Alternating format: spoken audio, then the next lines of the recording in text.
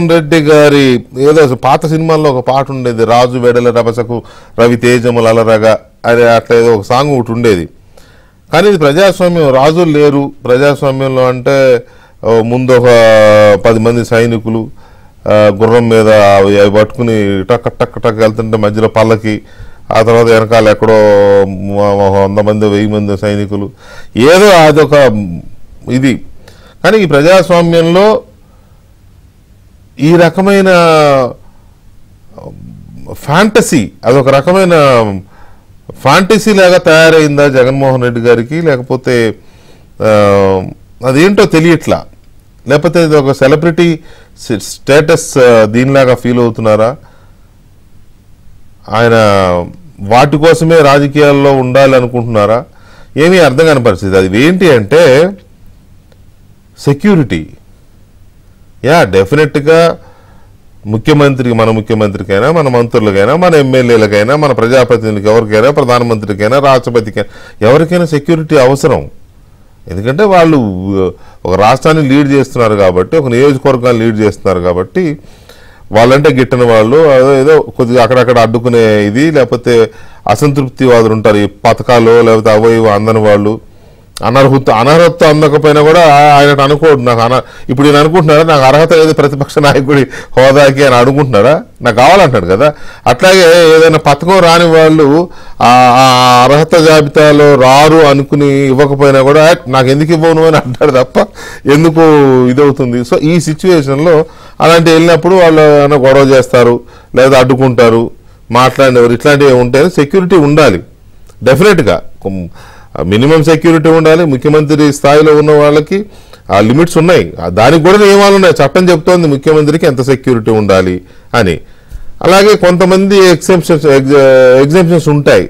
ఉదాహరణకి మోదీ గారు ప్రధానమంత్రి కాబట్టి అది దేశానికే లీడర్, ఆయన సెక్యూరిటీ విషయంలో top most priority. And also president, రాష్ట్రపతి. ఇవి కాకుండా చంద్రబాబు నాయుడు గారు లాంటి వాళ్ళకి కొంతమందికి ఎగ్జామ్షన్స్ ఉన్నాయి. ఎందుకు ఉన్నాయంటే వాళ్ళ మీద ఒక భారీ దాడి జరిగింది, వాళ్ళకి ఇప్పటికీ థ్రెట్ ఉంది కాబట్టి ఆ రోజున Z+ కేటగిరీ సెక్యూరిటీ ఇచ్చారు. ఇప్పటికీ థ్రెట్ ఉంది కాబట్టి ఆయనకు ఉంటుంది. ఆయన వెళ్తుంటే ఆ బ్లాక్ క్యాట్ కమాండోస్ నాకు తెలిసి 32 మంది అనుకుంటా 3 షిఫ్ట్లో ఉంటారు. ఆ 32 మంది ఆయన ఎటు వెళ్ళినా కూడా ఉంటారు. ఆ security energy national security guards వాళ్ళు ఆ బ్లాక్ క్యాట్ కమాండోస్ని ఇస్తారు. అది వాళ్ళకు వచ్చిన స్పెషల్ భద్రత. ఇట్లాంటి వాళ్ళు 4-5 ఉన్నారు. సౌత్లో నాకు తెలిసి చంద్రబాబు నాయుడు గారు ఒక్కడే ఉన్నారు. జయలలిత గారు ఉన్నప్పుడు ఆమెకు ఉండేది ఆ Z కేటగిరీ ఉండేది, Z+ కాదు, Z కేటగిరీ ఉండేది ఆమెకి. చంద్రబాబు నాయుడు గారికి Z+ ఉండేది. అద్వానీ గారికి Z+ ఉంది అప్పుడు. ఎందుకు అని అంటే ఆయన హోంమంత్రి కాకముందు ఉంది, హోంమంత్రి అయిన తర్వాత కూడా ఉంది. కొద్దిగా ఎక్స్ట్రీమ్ హిందూయిస్ట్ కాబట్టి కొంత థ్రెట్ ఉంటుంది అనేది. అట్లా ఏమన్నా దేశంలో ఒక 10 మందికి ఉన్నాయి, నాకు 10 మంది కూడా ఉండకపోవచ్చు, వాట్ ఎవర్. సో కానీ ఇవాళ జగన్మోహన్ రెడ్డి గారి సెక్యూరిటీ ఎంతో తెలిసే ఉంటుంది ఈ పాటికి. అయినా 1000 మంది ఆయనకు సెక్యూరిటీ పోలీసులు, రాష్ట్ర పోలీసుల్ని ఆయన ముఖ్యమంత్రి హోదాలో ఉండి తన సెక్యూరిటీ అని చెప్పి 1000 మందిని పెట్టుకున్నాడు. 986 మంది మళ్ళీ ఆ 14 కూడా నేనెందుకు పొడిగించడం లేక 986 మంది. ఏం చేస్తారండి 986 మంది? మీరు ఏ క్షణంలో జగన్మోహన్ రెడ్డి గారి ఇంటికి వెళ్ళినా 350 మంది సెక్యూరిటీ ఉంటారు పోలీసులు, ఏ క్షణమైనా. అంటే 3 షిఫ్ట్లు కదా, మీరు ఏ టైంలో వెళ్ళి 350 మంది సెక్యూరిటీలో ఉంటారు. ఏం చేస్తారు 350 సెక్యూరిటీలో ఉండి? అసలు ఈ రకమైన ఒక ఆ ఫ్యాషను, ఆ ఫ్యాంటసీ ఎందుకు వచ్చింది జగన్మోహన్ రెడ్డి గారికి? అవసరమా? ఇంటికేమో 30 మీటర్ల ఎత్తులో ఇనుప కంచెలు వేసుకుని ఆ తాడేపల్లి ప్యాలెస్ చుట్టూ అసలు నాకు తెలిసి 1 కిలోమీటర్ రేడియస్లో పురుగు కూడా వెళ్లకుండా మొత్తం చెక్ పోస్టులు, 4 దిక్కుల చెక్ పోస్టులు. ఆ తాడేపల్లిలో ఉండే ఆ స్ట్రీట్లు మొత్తాన్ని ఇల్లు ఖాళీ, పేదల ఇల్లు ఉండేవి అంతకుముందు ఉండేవి, వాళ్ళందరినీ బయటికి పంపించేసి ఖాళీ చేయించి ఆ బజార్లు, ఆ రోడ్లు మొత్తం తీసేసి అక్కడ చెక్ పోస్టులు పెట్టేసి చీమ కూడా చిట్టుకోమన్నదనమాట అక్కడ, వీళ్ళకి తెలియకుండా. ఏంటిది? నీకు ఇంటి దగ్గరే అంతమంది పోలీసులు బందోబస్తు ఉంటే బయటికి వెళ్ళినప్పుడు ఎంత ఉండాలి? మళ్ళీ వీళ్ళు కాక మళ్ళీ ప్రైవేటు బందోబస్తు. ఆయన ప్రైవేట్ సైన్యం ఉంటుందిలే, ఆ ప్రైవేట్ సైన్యాన్ని కొంతమందిని పోలీసుల్లో మిక్స్ చేసి అమరావతి ఉద్యమం మీద అరాచకం చేసింది దొంగ పోలీసులు, నకిలీ పోలీసులు కొంతమంది. సో ఇలాంటి సిచ్యువేషన్లో ఏంటి ఫ్యాంటసీ ఏంటి, ఎందుకు జగన్మోహన్ రెడ్డి గారు ఇంతమంది భద్రతని పెట్టుకున్నాడు, ఈ భద్రత అంతా కూడా ఆయనకి భయం వల్ల భయం ఉంది, ఆయనకి ఏమన్నా ఎవరితో భయం ఉంది, ఎవరి వల్ల భయం ఉంది, ఎవరి వల్ల ఆయనకి థ్రెట్ ఉంది, లేక ఇది ఫ్యాంటసీ అయితే ఇలాంటి ఫ్యాంటసీలు ఎందుకున్నాయి ఎవరికి అర్థం కావట్లా. సో జగన్మోహన్ రెడ్డి గారి మితిమీరిన భద్రత, మితిమీరిన ఖర్చు కేవలం భద్రత కోసమే. ఉంటాయి ముఖ్యమంత్రులకు ప్రివిలేజెస్ ఉంటాయి, ప్రజానేతగా రాష్ట్ర అధినేతగా వాళ్ళకి రాజ్యాంగ ప్రకారం చట్ట ప్రకారం ప్రోటోకాల్స్ ప్రకారం కొన్ని ఉంటాయి, అవి ఎవరు కాదనడానికి లేదు. ఎవరైనా చంద్రబాబు నాయుడు అయినా జగన్మోహన్ రెడ్డి అయినా ఎవరైనా యాక్సెప్ట్ చేయాల్సిందే. కానీ ఇదేమి శృతిమించిన వ్యవహారం అనే దాన్ని మనం చిన్న break. Right, welcome back to the debate. Ghafoor గారు, ముఖ్యమంత్రులకి ప్రధానమంత్రులకి చివరికి ఎమ్మెల్యేలకి ఆ మాటకు వస్తే కొంతమంది కింది స్థాయిలో ఉండే జడ్పీటీసీలు వీళ్ళకి కూడా కొంతమందికి గన్మెన్ ఉంటారు. సరే, వాళ్ళు పనిచేసే ప్రాంతాల్లో ఉండే కొద్దిగా పరిస్థితులను బట్టి ఉంటారు. వద్దని భద్రత వద్దు అని ఎవరు అనరు, అది వేరు. కానీ ఇదేమి ఇది సార్, దీన్ని ఏమన్నా కూడా అర్థం కావట్లేదు. పాత రోజుల్లో మరి ఆ నియంతలు కూడా ఇంత భద్రత పెట్టుకున్నారా లేదో అర్థం కాని పరిస్థితి. మీ అబ్జర్వేషన్ ఏంటి దీని మీద, ఇంతమంది భద్రత మీద? వెంకటకృష్ణ గారు, జనరల్ గా భద్రత ఎవరంతా వాళ్ళు మాకు ఇంతమంది కావాలా ఇంతమంది కావాలని కోరితే ఇవ్వరండి, దానికి ఇంటెలిజెన్స్ రిపోర్ట్ ఉండాలా. అవును, మరి ఆ రోజుల్లో ఇంటెలిజెన్స్ అధికారి ఎవరున్నారో, ఎందుకు ఈ రకంగా రికమెండ్ చేసినారని ఒకటి పరిశీలన చేయాలా. అట్లా రికమెండేషన్ కనుక చేసి ఉంటే తప్పనిసరిగా అట్లాంటి వాళ్ళకి పెన్షన్ రికవర్ చేయాల్సినటువంటి పరిస్థితి ఉండాలని నా అభిప్రాయం. ఎందుకంటే ఎవరినో సంతృప్తి పరచడానికి ఇట్లాంటి పనులు, తప్పుడు పనులు, ప్రజాధనాన్ని దుర్వినియోగం చేయడం ఇది చాలా దుర్మార్గం. రెండవది ఏమంటే, బయటకు వచ్చేంత వరకు ఇప్పటికి కూడా మాకు తెలియదు ఇంతమంది ఉన్నారని. ఆ రోడ్లో ఎవరు రాణించే వాళ్ళు కాదు చాలా మందిని.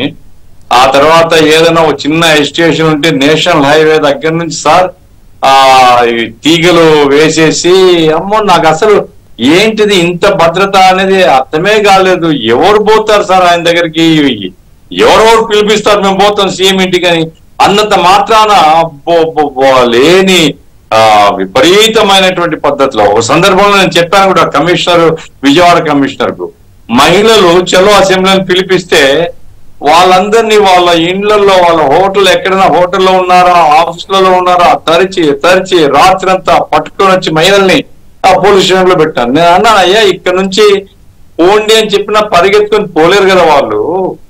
కాబట్టి ఎందుకు ఇంత దుర్మార్గం? మీరు కావాల్సింటే తాడేపల్లి దగ్గర పెట్టుకోవచ్చు కదా పోలీసులు. అంటే మమ్మల్ని బతకనివ్వరు సార్, మాకు ఇన్స్ట్రక్షన్స్ అట్లున్నాయని. అంటే ఈయన ఇన్స్ట్రక్షన్స్ దాదాపు ఈయననే కదా, తానేటి ఎవరి లేకుంటే ఇంకోరెవరో హోమ్ మినిస్టర్ వాళ్ళు ఇస్తారా? ప్రతిదీ everything is dictated by Sajjala Ramakrishna and CM. కాబట్టి ఇదొక సైకో అంటే మనం తప్పనుకుంటాం, కానీ ఇప్పుడు ఇవన్నీ చూస్తుంటే సైకో పనులే సార్ ఇవి. సైకో పనులు కాకపోతే ఒక వ్యక్తికి లేదా ఒక కుటుంబానికి ఇంత పద్ధతి ఏంటంటే నాకు అర్థం కాలే. ఏం ప్రమాదం వచ్చింది? ఏమన్నా అటాక్ జరిగింది నీ మీద? లేదు. ఇంకొక అనుమానం కూడా నాకేముందంటే, అప్పుడు చెప్పేవాళ్ళు జైల్లో చంపిన తర్వాత ఆ చంపినోడు కూడా మళ్ళా మొత్తుసీను చంపినోడు కూడా అతను హత్య చేయబడినాడు. ఇట్లాంటివన్నీ ఈ పులివెందుల ఆపరేషన్ అని, ఇట్లాంటి ఆపరేషన్స్ వల్ల ఏమన్నా ఒక భయ వాతావరణంలో బతుకుతున్నాడా, అభద్రతతో బతుకుతున్నాడా? మరి ఇంతమంది పోలీసులను పెట్టుకునేటువంటి మనస్తత్వం ఏమిటో నాకు అర్థం కాలేదు. కాబట్టి ఇంటెలిజెన్స్ రిపోర్ట్ చూడాలండి. తప్పుడు ఇంటెలిజెన్స్ రిపోర్ట్ ఇచ్చింటే ఏ ప్రమాదం లేకపోయినా ఇంతమంది మెన్ను చలిలో ఆ రోడ్డు మీద పండుకునేటట్టు చేసి ప్రజానీకాన్ని ఇబ్బంది పెట్టడం. మొన్న ఆ రోడ్డు తీసేస్తే ఎంత సంతోషపడుతున్నారు జనం. మేము ఎక్కడెక్కడో తిరిగిపోవాల్సి వచ్చేది, మా ఇండ్లు ఇక్కడే, ఇప్పుడు రోడ్డు తీసేసినారు, ఇది ప్రభుత్వం రోడ్డు, ఇంతకుముందు తిరిగే వాళ్ళము అని రోడ్డు ఆక్యుపై చేసేస్తారు, పెద్ద రోడ్డు. ఆ తర్వాత ఆ వీధిలో తిరగని ఎవరిని బయటికి పోతే అసలు ఆ నేషనల్ హైవే ఆపేస్తారు. ఇట్లాంటి విపరీత గుణాలు ఉన్నటువంటి ముఖ్యమంత్రిని నేను కూడా చాలా మంది చూస్తాను. ముఖ్యమంత్రిని ఇట్లాంటి విపరీత గుణాలు ఉండేటువంటి ముఖ్యమంత్రులు ఎక్కడ చూడారు. అమరావతి గారితో కలవాలనుకుంటే ఎప్పుడైనా పోవచ్చు. బయట ఉండే సెక్యూరిటీ గార్డ్స్ ఉంటారు, ఎవరు మీరు అని అడుగుతారు, ఏమిటి అంతే, లోపలికి వెళ్ళిపోయి డైరెక్ట్ కలవచ్చు. లేకపోతే ఇంక చాలా మంది ముఖ్యమంత్రులు చూశాను కానీ ఇట్లాంటి విపరీత గుణం ఉండేటువంటి ముఖ్యమంత్రిని చూడలేదండి. ఇది మిస్యూజ్ ఆఫ్ పవర్, ఇది ఖచ్చితంగా అధికార దుర్వినియోగం. ఇట్లాంటి అధికార దుర్వినియోగాన్ని మరి ఎవరు బాధ్యులో అది ఎంక్వైరీ చేయాలా. ఆయన స్వయంగా ఆర్డర్ వేసింటే సరే, ప్రజలు శిక్షించారు. కాదు, వేరే వాళ్ళు అరేంజ్ చేసింటే మాత్రం వాళ్ళ మీద చర్యలు తీసుకోవాలని నా డిమాండ్. రైట్. పట్టాభి గారు, జగన్మోహన్ రెడ్డి గారి ఈ విపరీత బందోబస్తుని, ఇంతమంది 1000 మంది పోలీసులతో ఇంత పెద్ద వలయాన్ని సృష్టించుకున్న జగన్మోహన్ రెడ్డి గారిని మీ పార్టీ ఎలా విశ్లేషిస్తోంది? దీని మీద అసలు ఇంతవరకు ఎందుకు ఇంకా విత్డ్రా చేయలేదు దానికి కారణం ఏంటి? అంటే ఆయనకు అవసరమని భావిస్తోందా మీ ప్రభుత్వం కూడా? వికే గారు జగన్ రెడ్డికి ఎందుకు ఇంత భద్రత, 986 మందితో ఎందుకు తనకు సెక్యూరిటీ పెట్టుకున్నాడు అంటే, నేను గతంలో ఎన్నోసార్లు చెప్పా, మా పార్టీ కూడా ఎన్నోసార్లు బహిరంగంగానే చెప్పింది, ఈ ప్రపంచంలోనే అతిపెద్ద పిరికి పంద జగన్మోహన్ రెడ్డి. ఊరికి బయటికి కబుర్లు చెప్తాడు కానీ చాలా అంటే చాలా పిరికితనానికి పరాకాష్ట అన్నమాట. ఊరికనే డైలాగులే, సింహం సింగిల్ గానే వస్తుంది, అన్ని కూడా సినిమా డైలాగులు చెప్తే మనోడుకున్నంత పిరికితనం ఇంకెవరికి లేదు ప్రపంచంలో. లేకపోతే ఏంటండి ఇది మరీ తమాషా కాకపోతే, 986 మంది తాడేపల్లి నివాసం దగ్గర ఎస్ఎస్జి సిబ్బంది. అంటే ఈయన గారు అంటే ఈ సైకో అని మనం ఎందుకంటామంటే, ఇప్పుడు సాధారణంగా Z+ కేటగిరీ వ్యక్తులకి, ప్రధానమంత్రి గారికి, ఇటువంటి వాళ్ళందరికీ కూడా NSG కమాండోస్ అంటే నేషనల్ సెక్యూరిటీ గార్డ్, NSG వాళ్ళు నల్ల దుస్తులు ధరించుకుని మీ అందరూ చూస్తారు కదండి, వాళ్ళని బ్లాక్ క్యాట్ కమాండోస్ అంటారు. వాళ్ళు only for Z+ category security ఉన్న వాళ్ళకి రక్షణగా వాళ్ళని కేటాయిస్తారు. సో మన జగనన్న గారు కూడా ముఖ్యమంత్రి అయిన తర్వాత ఢిల్లీకి లెటర్ రాశారు, నాకు కూడా కావాలి, చంద్రబాబు నాయుడు గారికైనా నల్ల దుస్తులు వేసుకుండేది, నాకు పంపించండి అని చెప్పి మనోడు లెటర్ రాస్తే, పని చూసుకోరా బాబు, నీకేం అంత విషయం లేదు, నువ్వే పెద్ద సైకో, నీ దగ్గరే మాఫియా ముఠాలు, బందిపోటు దంగలందరూ నీ పక్కన ఉంటే ఇంక నీ పైన ఎవడు దాడి చేస్తాడు, అంత సినిమా లేదు నాన్న, నీకు మేము కేటాయించడం కుదరదని చెప్పి మళ్ళీ వాళ్ళు లెటర్ రాశారు. ఇక ఏం చేయాలో అర్థం కాక, మీరు ఇవ్వకపోతే నాకు నేనే తయారు చేసుకుంటానని చెప్పి NSGకి పోటీగా SSG అండి, SSG అని ఒకటి క్రియేట్ చేశాడు. క్రియేట్ చేసి దానిలో special security group, national security guard పోటీగా ఈయన గారు SSG వాళ్ళకి నల్ల బట్టలు వేసి, నల్ల యూనిఫాము, మంచి నల్ల అద్దాలు, ఖరీదైన గన్నులు, ఆయన గారి వాహనాన్ని కట్టి ఇటు కమాండోలు నడిచినట్టు అదొక మనోడు లోపల కూర్చుని మురిసిపోతూ ఉండేవాడు. అబ్బా నాకు కూడా ఉన్నారా ఇప్పుడు మొత్తం చూసారా, చుట్టూ నల్ల దుస్తులు వేసుకుని, చంద్రబాబు నీకైనా ఉండేది, నాకు కూడా ఉన్నారు చూడనే టైప్లో మనోడు మురిసిపోతూ ఉండేవాడు. ఆ రకంగా కొన్ని కోట్లు తగలేశాడు. మీరు ఒక రఫ్ లెక్కేస్తే వీకే గారు 986 మంది అంటే 1000 మంది వేసుకోండి, మినిమం కనీసంగా 50,000 ఉంటుందండి జీతం వీళ్ళకి, ఈజీగా ఉంటుంది. అంటే నెలకి 5 కోట్లు యావరేజ్, నెలకి 5 కోట్లు, సంవత్సరానికి 60 కోట్లు, 5 సంవత్సరాల్లో 300 కోట్లు తగలేశాడు ఓన్లీ తన సెక్యూరిటీకి. ఇక్కడ తాడేపల్లి కొంప దగ్గరే కాకుండా లోటస్ పాండ్, ఇడుపులపాయ ప్యాలెస్ దగ్గర ఇంకొక 35 మంది, పులివెందుల్లో అక్కడ, మళ్ళీ బెంగళూరు ప్యాలెస్ దగ్గర, ఇట్లా ప్రతి ప్యాలెస్ దగ్గర సెక్యూరిటీ. అంతేకాకుండా విదేశాల్లో చదువుకుంటున్నటువంటి తమ బిడ్డలకు కూడా అక్కడ మళ్ళీ సెక్యూరిటీ, అక్కడ కూడా కొంతమందిని పంపించాడు. మొన్న ఎలక్షన్ పోలింగ్ అయిపోయిన తర్వాత మనోడు విహారయాత్రకి వెళ్ళాడు కదండి, దానికి ఆయన సెక్యూరిటీ సిబ్బందిని కూడా తీసుకెళ్ళడానికి దాదాపుగా 1,70,00,000 ఎంతో దానికి డ్రా చేశాడు. ఏదో 10 రోజులకి మళ్ళీ ఆయన సెక్యూరిటీని అంతా వేసుకుని వెళ్ళటానికి. అంటే ఎంత డబ్బు తగలేశాడో కేవలం. నిజంగా అసలు ప్రజలంటే ఎందుకంటే అంత భయం. ఆయన ఇంటి దగ్గర వీకే గారు ఓన్లీ ఆ 30 అడుగుల ఇనప ఫెన్సింగే కాదు, షీట్లతో కట్టిందే కాదండి, ఆయన ఇంటికి వెళ్ళే రోడ్లోనండి గుంటలు తవ్వి బటన్ నొక్కితే ఇలా ముళ్ళకంచెలు లేస్తాయంట పైకి. అంటే ఈయన మీద ఏదో యుద్ధ ట్యాంకులు వచ్చేది అటాక్ చేసేస్తే అన్న ఫీలింగ్ ఈయనకి. ఏదో బటన్ నొక్కితే రోడ్డు మధ్యలో నుంచి ఇలా లేచి ఇలా ముళ్ళకంచెలు నుంచుంటాయంట. ఆ ముళ్ళకంచెలు గుచ్చుకుని వాహనాలు ఏదైనా టైర్లు పంచర్ అయిపోవటం ఆ వ్యవస్థ, బౌల్డర్స్, ఇటువంటి ఎన్నో అసలు లేటెస్ట్ టెక్నాలజీ ఏదో ఒక కోట నిర్మించుకున్నాడు చుట్టూ. మరి 151 సీట్లు గెలిచినటువంటి అంత ప్రజాభిమానం పొందినటువంటి వ్యక్తిగా ఎందుకంటే అంత భయం? కాబట్టి పిరికితనానికి పరాకాష్ఠ జగన్మోహన్ రెడ్డి. అసలు దీనికి గఫూర్ గారు చెప్పినట్టుగా సీఎం కి సెక్యూరిటీ అరేంజ్మెంట్స్ కానీ, లేకపోతే సీఎం రెసిడెన్స్ దగ్గర, క్యాంప్ ఆఫీస్ దగ్గర ఈ సెక్యూరిటీ అరేంజ్మెంట్స్ ఎవరు చేస్తారు, ఎలా చేస్తారు, ఇటువంటివి చాలా కీలకమైన అంశాలు కదా. దీని మీద మనకి కొంత డీటెయిల్స్ ఇవ్వడానికి మాజీ ఐపీఎస్ ఇక్బాల్ గారు లైన్లో ఉన్నారు. వారు ఎమ్మెల్సీగా పనిచేశారు అండ్ చంద్రబాబు నాయుడు గారు ముఖ్యమంత్రిగా ఉన్నప్పుడు గతంలో ఆయన చీఫ్ సెక్యూరిటీ ఆఫీసర్గా కూడా పనిచేశారు అప్పుడు. సో వారి డీటెయిల్స్ తీసుకుందాం ఒకసారి. ఇక్బాల్ గారు నమస్కారం అండి. నమస్కారం అండి. నేను గఫూర్ భాయ్ని పట్టాభి గారిని వింటున్నా. Okay okay right. So Iqbal గారు, ఈ జగన్మోహన్ రెడ్డి గారికి ఉన్న 986 మంది రాష్ట్ర పోలీసులతో ఏర్పాటు చేసిన ఎస్ఎస్జి అనే వ్యవస్థని మీరు ఎలా విశ్లేషిస్తారు? అసలు ఒక ముఖ్యమంత్రికి ఇంత సెక్యూరిటీ ఉందా ఎక్కడైనా? అంటే మన చట్టాల్లో కానీ, మన నిబంధనల్లో కానీ, రూల్ పొజిషన్లో కానీ? నాకు తెలిసి లేదు. బట్ గఫూర్ భాయ్ గారు అన్నట్టు ఇట్ ఈజ్ ఒక కమిటీ ఉంటుంది, హోమ్ సెక్రటరీ, డీజీపీ, తర్వాత ఇంటెలిజెన్స్ చీఫ్, ఇలాగా కూర్చొని ఒక డిసైడ్ చేస్తారు. ఈ సెక్యూరిటీ థ్రెట్ అంటే ఏ విధంగా ఎక్కడి నుంచి మనకు ఈ ప్రొటెక్ట్ ఎవరికైతే భద్రత అవసరమో ఆయనకు ముప్పు ఎక్కడి నుంచి పొంచి ఉంది అనేది ఒక అసెస్మెంట్ చేస్తారు. కొన్ని ఎవరికైతే ఆ ప్రొటెక్ట్ ఎవరికైతే భద్రత అవసరం ఆయన కూడా చెప్పుకోవాలి. ఇది కాకుండా పర్సీవ్డ్ థ్రెట్ ఏదైతే మనం గమనిస్తామో ఇది కాకుండా ఎక్కడి నుంచి అయినా వస్తాయి. సరే, ముఖ్యమంత్రి, ప్రధానమంత్రి, ఇందాక పటాభి గారు కూడా చెప్పినట్లు వేరే వాళ్ళకు కొందరికి ఎనర్జీ, సరే ప్రధానమంత్రికి ఎస్పీజీ గ్రూపు అనేది ఉంది. దాన్ని ఒక కమిటీ డిసైడ్ చేస్తుంది. ఎవరైతే ప్రొటెక్ట్ నాకు ఇది కాక నాకు ఇండివిజువల్ గా వ్యక్తిగతంగా అంతకుముందు నేను పదవిలో లేనప్పుడు నాకు వీళ్ళ నుంచి ఫలానా వ్యక్తుల నుంచి ముంపు పొంచి ఉంది అని ఈయనే షేర్ చేసుకోవాలి.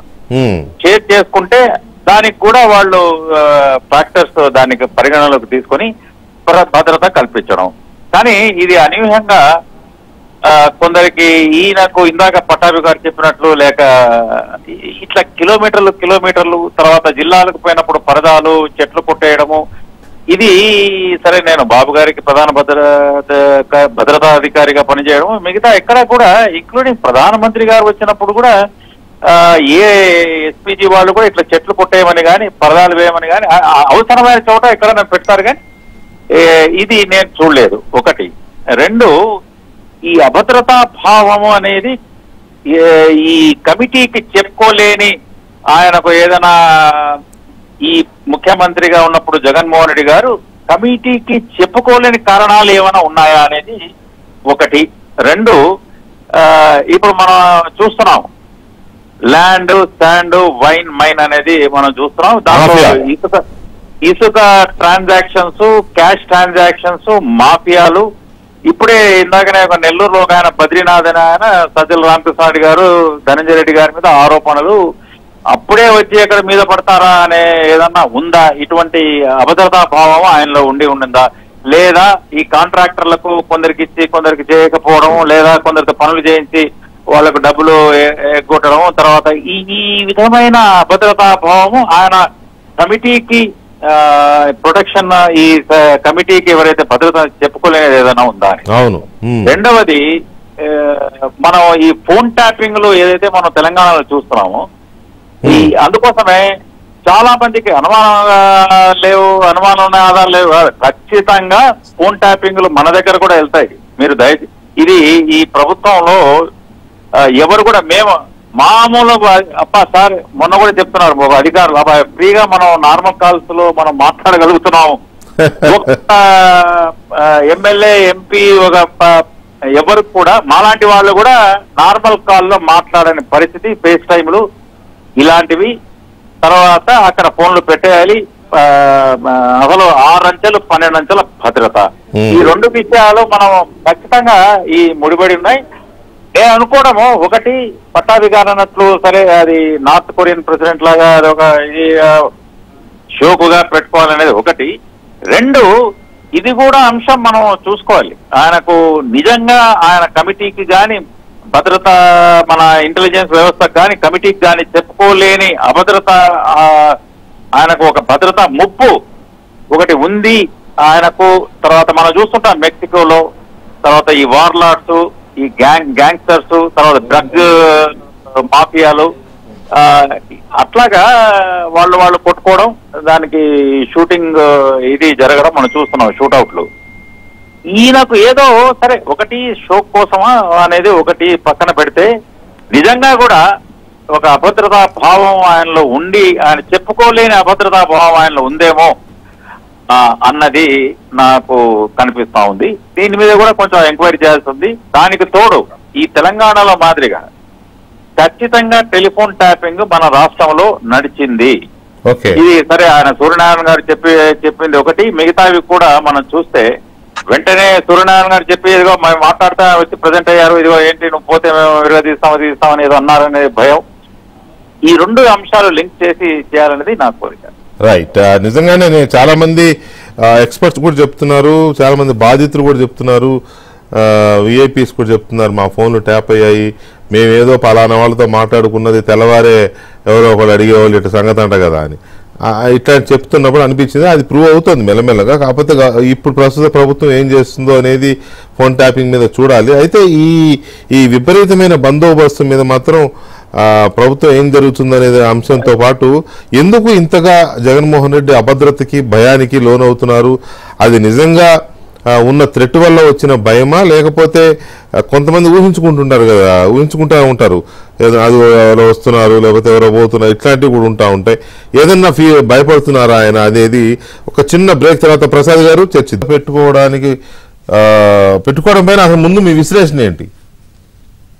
మీరు 3600 కిలోమీటర్లు పాదయాత్ర చేసిన వ్యక్తి హఠాత్తుగా అధికారంలోకి రావడానికి కొద్ది నెలల ముందు జరిగిన ఒక తన బాబాయ్ హత్య తర్వాతే ఆయన అభద్రతా భావం పెరిగిపోయింది అనిపిస్తుంది. ఎందుకంటే 2009లో ఆయన పోటీ చేసి గెలిచినప్పుడు కానీ, తర్వాత ఆయన అపోజిషన్ లీడర్ ఉన్నప్పుడు కానీ ఇదే థ్రెట్ ఉంటుంటే అప్పుడు ఇంకా సెక్యూరిటీ అడుగుండేవాడు, చంద్రబాబు ప్రభుత్వాన్ని ఇబ్బంది పెట్టుండేవాడు.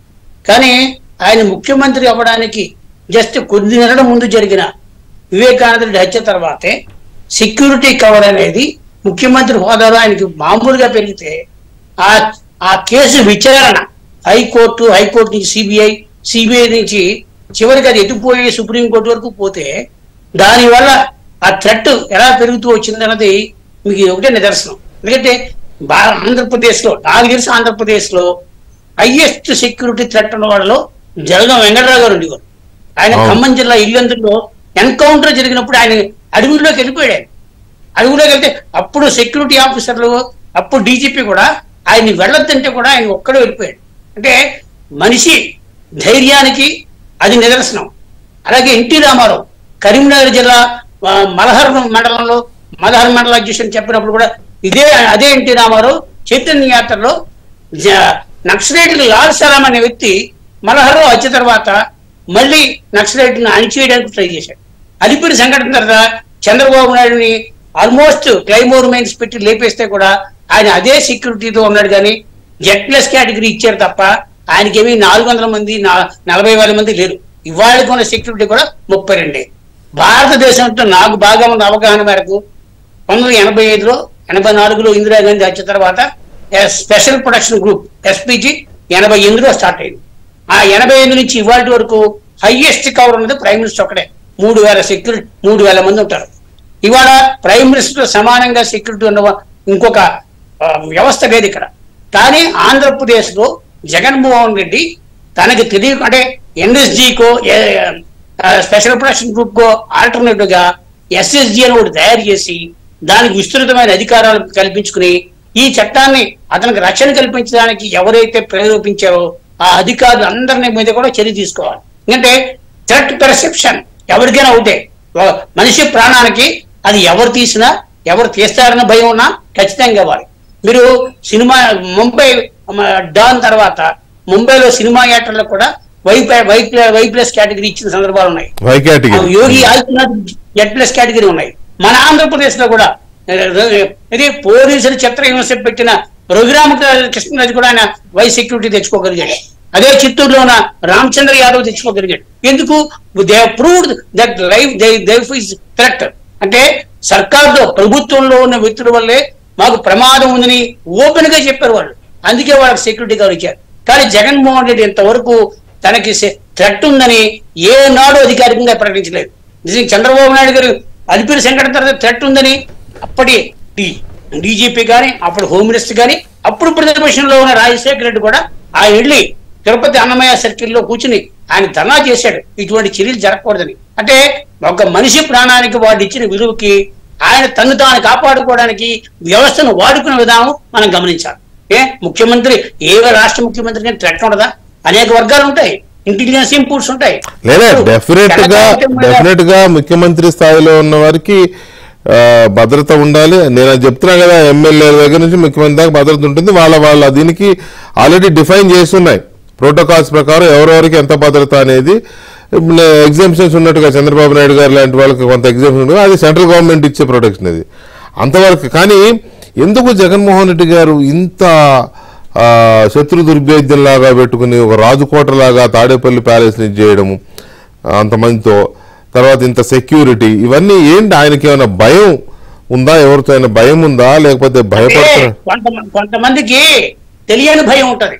అంటే ఇందాక మన ఇక్బాల్ గారు చెప్పినట్టు బయటికి ఎక్స్ప్రెస్ చేయలేకపోవచ్చు, కానీ ఆ భయం అనే దాంట్లో భయం ఆవహించినప్పుడు తనకు తాను రక్షణ కల్పించుకోవడం కోసం ఇటువంటి వ్యవస్థలను అడ్డు పెట్టుకునే వాళ్ళు ఖచ్చితంగా ఉంటారు. నేను ఇవాళ క్లియర్ చెప్పిన 2009 నుంచి అంటే 2004లో రాజశేఖర గారు ముఖ్యమంత్రి అయిన తర్వాత ఆయనకి ఇచ్చిన సెక్యూరిటీ కవర్ లో జగన్మోహన్ రెడ్డి కొంత కవర్ అయిపోయాడు. 2009లో ఆయన మళ్ళీ ముఖ్యమంత్రి అయిన తర్వాత ఆయన పార్లమెంట్కి అయిన తర్వాత పార్లమెంట్ లో కొంత సెక్యూరిటీ ఆయనకు వచ్చింది. సెక్యూరిటీ PSOలు ఇచ్చారు. ఆయన పార్టీ పెట్టిన తర్వాత అపోజిషన్ పార్టీ లీడర్ గా ఆయనకు ఒక సెక్యూరిటీ వచ్చింది. కానీ వీటన్నిటిని మించి ఆయన ముఖ్యమంత్రి అయిన తర్వాత ఎంత సెక్యూరిటీ, ఇన్ని రెట్లు సెక్యూరిటీ ఎందుకు పెంచుకున్నాడు అంటే డెఫినెట్ గా ఆయన్ని తన ఎవరో ఒకరు ఏదో ఒక అటెంప్ట్ చేస్తారన్న భయమైనా ఉండాలి, లేదంటే తను చేసింది తనకే తిరిగి కొడుతుందనే భయమైనా ఉండాలి. లేకపోతే ఇంత సెక్యూరిటీ కవర్ మీకు గమనించండి. నిన్న ఒక్కరోజు అంటే ఈ 2-3 రోజుల క్రితం వరకు ఆయన ఏనాడు పులివెందు ముఖ్యమంత్రిగా హోదాలో పులివెందుల్లో ఎప్పుడూ నైట్ హాల్ట్ చేయలేదు. ఆయన ఆ మాటకు వస్తే రాష్ట్రంలో ఎక్కడా కూడా ఏనాడు కూడా నైట్ హాల్ట్ చేయలేదు. స్పెషల్ ఫ్లైట్లు వేసుకున్నాడు, హెలికాప్టర్లు వేసుకున్నాడు, పొద్దున్న వెళ్తే సాయంత్రానికి వచ్చాడు తప్ప ఇదంతా దేనికి సంకేతం అనేది మనం గమనించాలి. ఏ రోజుని కూడా ఆయన 2వ రోజు నైట్ హాల్ట్ ఉన్నది చాలా అతి తక్కువ సందర్భం. అది కూడా తిరుపతిలో ప్రైమ్ మినిస్టర్ వచ్చినప్పుడు, ప్రెసిడెంట్ వచ్చినప్పుడు ఒక పూట ఉన్నాడు. మిగతా చోట్ల ఎక్కడ కూడా తాడేపల్లి ప్యాలెస్ కి రాత్రి 11 అయినా తాడేపల్లి ప్యాలెస్ కి చేరాడు. తెల్లవారుజామున మళ్ళీ ఉదయం 8 దాటితే కానీ బయటికి వెళ్ళలేదు. అంటే ఏదో ఒక అభద్రతాభావం ఆయన తనకు తాను చెప్పుకోలేక, ప్రజలకు వివరించలేక ఆ అభద్రతాభావంలో ఆయన భద్రత కోల్పోయాడు. అందుకే ఇంత భద్రత పెట్టుకున్నాడు. శత్రు దుర్భేద్యం అంటే ఎవరికైనా మనం థ్రెట్గా ఉన్న వాళ్ళే పెట్టుకుంటారు. రాయలసీమ ఫ్రాక్షన్ లీడర్లు ఎంతో కొంత సొంత సైన్యం పెట్టుకునేవారు. ఎందుకు పెట్టుకునేవారు? వాళ్ళ నుంచే వాళ్ళకి ముప్పు ఉంటుందని భయం. ప్రతిపక్షం నుంచో లేదంటే ఇంకొక వర్గం నుంచో ఒక మాఫియా నుంచో రాదు, తన సొంత మనుషుల నుంచి వస్తుంది, తన సొంత ప్రవర్తన వల్ల వస్తుంది, తాను చేసుకున్న కొన్ని నిర్ణయాల వల్ల వస్తుంది. ఇటువంటివన్నీ మనం బేరీజ్ వేస్తే జగన్మోహన్ రెడ్డి మానసిక స్థితి మీద కూడా ఆ మధ్య అనేక కథనాలు వచ్చాయి. అంటే ఆయన ఏదో ఒక అభద్రతా భావంలో ఉండబట్టే ఇంత సెక్యూరిటీ కవర్ పెట్టాడు. అయితే ఈ సెక్యూరిటీ కవర్ ఇచ్చిన అధికారులు కూడా వాళ్ళ చర్యకి జస్టిఫికేషన్ చేసుకోకపోతే వాళ్ళు కూడా రాష్ట్ర ప్రజలకి నష్టం కలిగించిన వాడు, రాష్ట్ర ఖజానాకి నష్టం కలిగించిన వాడు అవుతారు. రేపు పొద్దున ఈ రాష్ట్ర ప్రభుత్వం ఆ అధికారుల దగ్గర నుంచి ఎక్స్ప్లెనేషన్ తీసుకోవాలి. రైట్. గఫూర్ గారు, ఇక్కడ ఒక డౌట్ వస్తుంది. ఇప్పుడు సరే, ఆయన ప్రత్యర్థులు లేకపోతే ఆయన శత్రువులు ఎవరైనా ఉన్నారా, అది ఇప్పటి వరకు మనం చర్చించాం. అవి కాకుండా ప్రభుత్వ సంస్థలే, దర్యాప్తు సంస్థలే జగన్మోహన్ రెడ్డి గారి దగ్గరికి వెళ్ళాల్సి రావచ్చు. ముఖ్యమంత్రిగా ఉంటే మాత్రం వెళ్ళకూడదని ఏముంది? సిబిఐ కేసులో ఉన్నారు ఆయన, సడన్గా వెళ్ళి ఏదో డీటెయిల్స్ కోసమో లేకపోతే రికార్డ్ చేయడం కోసమో వెళ్ళే అవకాశం ఉంటుంది. అలాగే వివేకానంద రెడ్డి గారి హత్య కేసులో జగన్మోహన్ రెడ్డి గారి ప్రమేయం కూడా ఉందనే చర్చ జరుగుతోంది. ఇటువంటివన్నీ ఉన్నాయి. ఇప్పుడు అంత సెక్యూరిటీ ఉండబట్టే కదా, స్టేట్ పోలీస్ సహకరించబట్టే మీ కర్నూలులో సిబిఐ అధికారులు వచ్చి కనీసం అవినాష్ రెడ్డి ఉన్న హాస్పిటల్ లోపలికి వెళ్ళలేకపోయారు. ఎందుకు? ఈ పోలీసు ఉండబట్టే. సో ఇటువంటివన్నీ ఊహించి ఆయన ముందే తన చుట్టూ కూడా అలాంటిది పెట్టుకున్నాడా? సిబిఐ వాళ్ళు లేకపోతే ఐటీ వాళ్ళు ఈడీ వాళ్ళు ఎవరైనా వచ్చినా కూడా అక్కడ ఆపేసి వాళ్ళని భయపెట్టేసి ఏం చేస్తారు? వాళ్ళు కూడా మనుషులే కదా, అందుకని పెట్టుకున్నట్టు అనిపిస్తుందా? వెంకటకృష్ణ గారు ఆ థ్రెట్ ఆయనకు లేదండి. ఎందుకంటే సరే ఇప్పుడు చెప్తే తెలుగుదేశం వాళ్ళకు మింగుడు పడకపోవచ్చు, కానీ బీజేపీ ప్రొటెక్టివ్ ఆయన. బీజేపీ ప్రొటెక్ట్ గా ఉండే వాళ్లకు ఈడీ సిబిఐ యొక్క థ్రెట్ ఏముంటుందండి? కాబట్టి మొన్న ఎలక్షన్ల వరకు ఆయన బీజేపీ చేత కాపాడబడినటువంటి వాడు. ఆ థ్రెట్ కంటే కూడా మానసిక స్థితి, ఎందుకంటే నాకేం వ్యక్తిగతంగా ఆయన మీద కోపము అవేం లేవు అని నాకు. ఈ మధ్య ఒక్క సంఘటన నేను చెప్తాను. ఇప్పుడు రాజశేఖర రెడ్డి గారు దురదృష్టవశాత్తు చనిపోయినారు, యాక్సిడెంట్ అయింది, చనిపోయినారు. మనం ఎవరు కోరుకునేది కాదు, అది జరిగింది. ఇప్పుడు సూర్యుడు ఉండేవాడు. సూర్యుడు రాజశేఖర రెడ్డికి అత్యంత సన్నిహితుడు.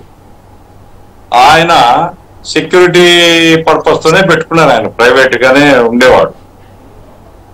నాకు తెలిసిందేమంటే రాజశేఖర రెడ్డి గారి ఈ మరణం తర్వాత ఇంట్లో పని మనుషులతో సహా డ్రైవర్ల సహా మొత్తం అందరినీ మాన్పించేసింది. అంటే ఒక అభద్రత, ఏదో నా మీద కుట్ర జరుగుతుంది, నాకు వ్యతిరేకంగా ఏదో అవుతుంది అనేటువంటి ఒక భావనలో ఏమన్నా ఉంటున్నాడా అనేటువంటిది కూడా పరిశీలించాల. నాకు అంతకుమించి లోతు ఆయన గురించి నాకు తెలియదు, కానీ లేకుంటే ఏ మనిషి కూడా సార్, ఇప్పుడు మనలాంటి వాళ్ళం సార్, నాకు ఇంతకుముందు ఎమ్మెల్యేగా ఉన్నప్పుడు గన్మ్యాన్లు ఇచ్చిండ్రి, నేను దండం పెట్టి మీరు ఇళ్ళకు పొందానని చెప్పేవాడిని. ఏమిటి అంటే పోలీసు వాళ్ళు వెంట నడుస్తుంటే దొంగలాగా ఫీల్ అయ్యేవాడిని. నాకెందుకు జనం దగ్గర పోవడానికి ఈ భద్రత ఎందుకు అని. కాబట్టి ఎవరు కూడా పోలీసు వాళ్ళు ఎక్కువ ఉండాలా అనేటువంటిది కోరుకోరు. ఈవెన్ చంద్రబాబు నాయుడు గారు ముఖ్యమంత్రిగా హైదరాబాద్ లో ఉన్నప్పుడు చాలాసార్లు మేము కలుస్తాం, బయట టెంట్ వేసుకుని 10 మంది 15 మంది పోలీసులు ఉండేవాళ్ళు అంతే, అంతకుమించి భద్రత ఏం లేదు. మరి ఇప్పుడు ఈ రోజు పత్రికల్లో చూస్తే వందల సంఖ్యలో ఎన్ని చెక్ పోస్టులు, ఈ ఏర్పాటు, ఇదంతా చూస్తే మానసిక స్థితి మీదనే అనుమానం ఉంది. ఆయన మానసిక స్థితి ఏమైనా కావచ్చులేండి. అధికారులు రికమెండ్ చేసిన అధికారులు ఏమి గడ్డి తింటున్నారా, ఏం తింటున్నారు? ఈ రకంగా ఒక వ్యక్తిని సంతోషపరచడానికి చట్టాన్ని, పద్ధతుల్ని, సాంప్రదాయాలన్నింటినీ ఉల్లంఘించడం మాత్రం చాలా దురదృష్టకరం. ఇది తగదండి. ఏదైనా ఆయన మీద అటాక్ జరిగింది, కాపాడడానికి పెట్టాల్సి వచ్చిందా? అది ఏమీ లేదు కదా. ఇంతవరకు చరిత్రలో ఆయన జోలికి పోయినోడు లేడు, ఆయన తగాదాలు ఓపెన్ గా లేవు. అయినప్పటికీ వందల మందితో సెక్యూరిటీ ఏర్పాటు చేయడం అంటే మిస్యూజ్ ఆఫ్ పవర్ అండి, ఇంకేం లేదు. కంప్లీట్లీ మిస్యూజ్ ఆఫ్ పవర్, దాని బాధ్యులు ఏమని తేలాలి. రైట్. ఆయన థ్రెట్ లేదు ఇంతవరకు, ఆయనకి ఎవరు పెద్దగా నిన్ను అది చేస్తాం నిన్ను ఇది చేస్తామని లెటర్లు వచ్చింది పంపింది లేదు, టార్గెట్స్ ఇష్యూ చేసింది లేదు. మరి అయినా కూడా ఎందుకు ఇంత ఇది చేసుకుంటున్నారు అనేది, చేసుకున్నారు, ఇప్పుడు చేసుకుంటారా లేదా అనేది ఇప్పుడు పెద్ద క్వశ్చన్. ఇక్కడే ఇదే పటాభి గారు, ప్రభుత్వం దీన్ని, మీ ప్రభుత్వం సమీక్షిస్తుందా జగన్మోహన్ రెడ్డి గారి భద్రతని? అసలు అందరూ ఆశ్చర్యపోతుంది ఏంటంటే, ఇంకా ఎందుకు డ్రాప్ చేయలేదు ఆ భద్రతని, ఇంకా ఎందుకు సమీక్షించట్లేదు, అసలు ఉంచుతారా, ఇలాగే కంటిన్యూ చేస్తారా అనే ఒక డౌట్ చర్చ జరుగుతోంది జనంలో. వికే గారు, ఖచ్చితంగా సమీక్ష జరుగుతుంది. అంటే ఇంకా ఇప్పటివరకు ఎందుకు జరగలేదు అంటే, ఇప్పుడు కొత్తగా మొన్నే డీజీపీ గారు ఛార్జ్ తీసుకున్నారు, మంత్రులు కూడా మొన్ననే బాధ్యతలు తీసుకున్నారు, మొదటి అసెంబ్లీ సమావేశాలు కూడా మొన్నే పూర్తయ్యాయి. కాబట్టి ఖచ్చితంగా దానికి సంబంధించినటువంటి కమిటీ ఒకటి ఉంటుంది, ఈ సెక్యూరిటీని రివ్యూ చేస్తారు. రివ్యూ చేసి వారికి ఎంత మేరకు దానికి భద్రత లేకుండా చేస్తామని. ఏంటి సార్, మీరు లేట్ చేసిన కొద్దీ నెలకు 50 లక్షలు పోతుంది కదా? లేదు, ఎక్కువ అలా లేట్ ఏం జరగదండి. మరి కొద్ది రోజుల్లోనే మీరు చూస్తారు. ఆయనకి ఎంత మేరకు అవసరం అంతవరకే భద్రత కల్పించడం జరుగుతుంది. ఇటువంటి ఆర్భాటాలు నాకు ఇంకా గుర్తు. వికే గారు, చంద్రబాబు నాయుడు గారు 2019లో ఆయన అధికారం కోల్పోయిన తర్వాత ఆయన Z+ కేటగిరీ భద్రతలో ఉన్నప్పటికీ Z+ కేటగిరీ కేంద్రం ప్రొవైడ్ చేస్తుంది. ఆయనకి కనీసం పోలీస్ ఎస్కార్ట్ వాహనం కూడా లేకుండా చేశారండి ఇమ్మీడియట్గా. చంద్రబాబు నాయుడు గారు చాలా రోజులు వితౌట్ పోలీస్ ఎస్కార్ట్ ఆ ట్రాఫిక్ జాములు ఇరుక్కుని ఆ ట్రాఫిక్ మధ్యలో అలాగే ఆయన నాకు ఇంకా మంగళగిరి పార్టీ ఆఫీస్ నుంచి ఎయిర్పోర్ట్కి వెళ్ళాలంటే ఆయన దాదాపు ఒక 40 to 45 మినిట్స్ లెక్కేసుకునేవాళ్ళు. ఎందుకంటే ట్రాఫిక్ మధ్యలో ఉన్నారు, అందరిలాగానే సిగ్నల్ దగ్గర ఆగాలి, ట్రాఫిక్ మధ్యలోనే ఉండాలి, అన్ని కార్లతో పాటు వెళ్ళాలి. అంటే కనీసం ఎస్కార్ట్ కూడా ఇవ్వలేదు సార్, పోలీస్ ఎస్కార్ట్ కూడా ఇవ్వాల. అంటే అంత హీనంగా చంద్రబాబు నాయుడు గారిని ట్రీట్ చేశారు. అంటే ఒక Z+ కేటగిరీ భద్రతలో ఉన్న వ్యక్తికి కనీసం పోలీస్ ఎస్కార్ట్ కూడా ఇవ్వరండి. కానీ మేము ఆ రకంగా మేము చేయట్లేదు. రివ్యూ చేసి కమిటీ ఏది సిఫార్సు చేస్తే అది ఇస్తాము. ఈ రోజుకి ఆయన గారు ఏదో పెద్ద షో కొలకపోస్తా ఉన్నాడు. ల్యాండ్ క్రూజర్ వాహనాల్లో, అవి ప్రభుత్వ ధనంతో కొన్నటువంటి వాహనాలు, ల్యాండ్ క్రూజర్లు ఈయన గారికి కోట్ల రూపాయలతో.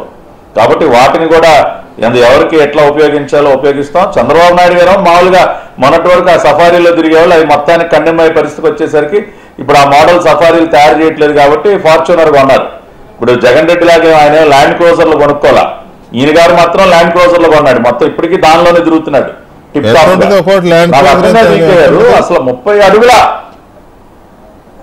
ల్యాండ్ క్రూజర్ 1-2 కోట్లు సార్ మినిమం. బుల్లెట్ ప్రూఫింగ్ అంటే ఇంకొక ₹1 కోటి వేసుకోండి, 3 కోట్లు minimum. Bullet proof land cruiser Prado అంటే 3 కోట్లు తక్కువ రాదు ఒక్కొక్క బండి. అట్లాంటివి ఎన్ని కొన్నాడు? 10 ఉన్నాయి ఆయన కాన్వాయ్లో. ఇంకొకటి వీకే గారు, అసలు ఆ 30 అడుగుల ఇనప మెష్ చూసినప్పుడల్లా నాకు ఒకటి గుర్తొస్తుంది సార్. ఇప్పుడు మన అందరం ఢిల్లీ వెళ్తాం, ఢిల్లీ వెళ్ళినప్పుడు రాష్ట్రపతి భవన్ ఎంత దూరం నుంచి కనపడుతుంది సార్? అవును. అసలు దేశ రాష్ట్రపతి భవన్ చుట్టూనే అసలు ఇంత ఎత్తు ఈ ఇనప గేట్లు ఉండవు సార్. అంటే ఈయన మీద కాకుండా మిసైల్స్ వేస్తాడు అనుకున్నాడా? అసలు ఏమనుకుంటున్నాడు ఈయన? అంటే ఈ ఇల్లు కూడా ఎవరికి కనపడకుండా అంత ఎత్తు, అది కూడా గవర్నమెంట్ మనీతోనే. కాబట్టి అవన్నీ కూడా రికవర్ చేస్తాం. ఇవాళ ప్రభుత్వ ధనాన్ని తగలేసి ఈ రకంగా ఏదైతే అవసరం లేనటువంటి ఖర్చులు ఏవైతే పెట్టాడో ఆ తాడేపల్లి కొంపకు కానీ ఇంకొక వేరే చోట్ల, వాటిని కూడా రివ్యూ చేస్తాం, వాటిని కూడా రికవర్ చేస్తాం. ఈయన గారు 100,000 మంది భద్రత కూడా ఏమేమి కట్టునే పరిస్థితి ఉండదు. ఇవాళ రాష్ట్ర వ్యాప్తంగా పోలీసుల కొరత కూడా ఉంది. చాలా చోట్ల ఇంకా సైకోలు విర్రవిగుతూ ఉన్నారు. ఇందాకే చూసాం మనం, కర్నూలు జిల్లాలో మా పార్టీ నాయకురాలని హత్య చేశారు. ఇంకా కూడా ఏమి తగ్గట్లా ఈ సైకో మోకలు. కాబట్టి పోలీసులకు ఇంకా చాలా చేయాల్సిన పనులు చాలా జిల్లాల్లో ఉన్నాయి. కాబట్టి ఆ 1000 మందిని ఇంకొక చాటు వినియోగించుకుంటే శాంతి భద్రతలన్నా ఇంకా కొంతగా మనం మెరుగుపరిచేటువంటి అవకాశం ఉంటుంది. కాబట్టి ఖచ్చితంగా రివ్యూ అతి త్వరలోనే చేస్తాం. ఆయనకి ఎంత మేరకు అవసరమో అంతవరకు కల్పిస్తాం. ఆయన ఏమి రోడ్డు మీద ఒకరే వెళ్ళవైన ఆ రకమైనటువంటి పిచ్చి చాసులు చేసే ఆలోచన, అంటే సైకో పనులు చేసే ఆలోచన మా ప్రభుత్వానికి లేదు. కానీ ఆయనకి రివ్యూ చేసి whatever is suggested we will provide, దాంతో ఆయన తృప్తి పడాల్సినటువంటి సందర్భం ఉంటుంది. కానీ మీరేమో అంతా రికవర్ చేస్తాము, అంతా రివ్యూ చేస్తాము అని మీరు అంటున్నారు. కానీ వాళ్ళు పదే చెప్తున్నారు. ఇవాళ మధ్యాహ్నం పేరు నాని గారు కూడా ప్రెస్ మీట్ పెట్టి ఏంటా ఎంతో లెక్క చెప్పండి డబ్బులు ఇచ్చేస్తామని చెప్తున్నాడు. ఆయన చెప్పొచ్చుగా ఇనప కంచికి ఎంత అయింది, ఎంత అయింది, ఆ బిల్లు పంపించవచ్చు కదా, ఇచ్చేస్తారు కదా, ఎందుకు గొడవ? ఇస్తాం, మామూలుగా అవన్నీ ఇస్తాం. కేవలం బిల్లులే కాదు, కేవలం బిల్లులు పంపించి డబ్బులు వసూలు చేయటమే కాదు, ఇంకా వేరే చర్యలు కూడా చాలా ఉంటాయి. ఏమి చట్టాల్లో ఏదైనా తప్పు చేస్తే దీనికి ₹1000 కట్టండి, దీనికి 10,000 కట్టండి కాదు, జైలు శిక్షలు ఉంటాయి. ఇంకా రకరకాలైనటువంటి చర్యలు తీసుకునే అవకాశాలు ఉంటుంది. ఈ రకంగా చేసిన వాళ్ళని సస్పెండ్ చేసే అధికారాలు ఉంటాయి. కాబట్టి కేవలం ఏదో కోడెల శివప్రసాద్ గారి మీద ఇలాంటి అలిగేషన్స్ వాళ్ళు చేసినప్పుడు మీరు ఇదే మాటని డబ్బులు ఇచ్చేస్తే ఇది ఎలా ఉండేదో? మరి మీరు డబ్బులు ఇస్తాం అనలేదేమో. అన్నారు. కోడెల గారిది నిజంగా ఎంత దుర్మార్గంగా వ్యవహరించి, మొన్న కూడా ఆ గుడివాడు గుట్కాగాడు ఇంకా కోడెల గారి గురించి వాగుతా ఉన్నాడు. ఏదో 4 కుర్చీలు ఒక బల్ల ఆయన స్పీకర్ గా ఉన్నప్పుడు ఆయన క్యాంపు కార్యాలయంలో ఉన్నాయండి. ఈయనలాగా ఆయన దుబారా ఖర్చులు ఆయన చేశారా? ఆయన ఇంటి చుట్టూ ఇనప కంచెలు పెట్టించుకుని, లేదంటే విలాసవంతమైనటువంటి బాత్ డబ్బులు కొనుక్కున్నారా, లేకపోతే కమోడ్లు కొనుక్కున్నారా? దానికి అంత రాద్ధాంతం చేసి ఆయన మానసిక క్షోభకు గురి చేసి ఎంత వేధించారండి కోడెల గారిని. కాబట్టి వాళ్ళు ఆ రకంగా మానసిక వేధింపులు లీగల్గా ఏది చేయాలో అది చేస్తాం, దానిలో మీరు చూస్తారు కదా, ఎక్కువ రోజులు టైం కూడా ఇప్పటికే జిఐడి వాళ్ళు ఆల్రెడీ ఒక లెటర్ పంపారు, ఒక నోటీస్ పంపారు. కాబట్టి అవసరమైనటువంటి చర్యలన్నీ కూడా నిర్మోహాటంగా తీసుకుంటాం. రైట్. ఫైనల్ గా ఒక మాట గఫూర్ గారు, నా ఎస్సీలు, నా ఎస్టీలు, నా బీసీలు, నా మైనారిటీలు, నా అక్కలు, నా చెల్లెళ్ళు ఇట్లా మాట్లాడే పేదలకి పెత్తందారులకి యుద్ధం ఏదో సంథింగ్, ఈయన పేదల ప్రతినిధి. ఇవన్నీ ఇప్పుడు మనం చూసిన విజువల్స్, ఆ కోట లాంటి ఇవన్నీ చూస్తే అసలు పేదలు అనే పదం ఉచ్చరించే అర్హత జగన్మోహన్ రెడ్డి గారికి ఉందా గఫూర్ గారు? ఇప్పుడు ఎంత బాధ అనిపిస్తుంది అంటే వెంకటకృష్ణ గారు, అసలు ఎక్కడైనా కానండి ఎంత పెద్ద ధనవంతుడైనా, ఇప్పుడు ఈవెన్ అంబానీ కూడా బాంబేలో ఒక ఇండ్లు కట్టుకున్నాడు. అవును. ఆయన పోయిన చోటల్లా బంగ్లాలు కట్టుకోలే. అవును. ఎవరు కూడా కట్టుకోరండి. మరి ఇతని సైకాలజీ ఏమిటిదో ప్రతి చోట బంగ్లాలు. ఈ పేదోడు బంగ్లాలు కట్టుకుంటారండి, పేదోడు తరఫున పనిచేసేవాడు బంగ్లాలు కట్టుకుంటాడా? ఎన్ని రాజభవన్లు ఒక్కొక్కటి. కాబట్టి ఇదంతా కూడా పేదలు గీదలు కాదండి, కొల్లగొట్టడం, డబ్బు కొల్లగొట్టడం తప్ప ఇంకోటి ఏం లేదు దీంట్లో. ప్రజాధనం కొల్లగొట్టడము. ఇప్పుడు జిల్లాల్లో ఆఫీసులు కట్టేది కూడా అన్ని రాజభవనాలే. కాబట్టి ఎట్లా కడుతున్నారు, ఈ డబ్బులు ఎక్కడి నుంచి వచ్చినాయి, ఇవన్నీ కూడా. ఎందుకంటే ఇప్పుడు ఇన్కమ్ ట్యాక్స్ లో చూపించాలి కదా, లక్షలు కోట్ల రూపాయలతో. ఇవన్నీ కూడా ఎంక్వైరీ చేయాలండి.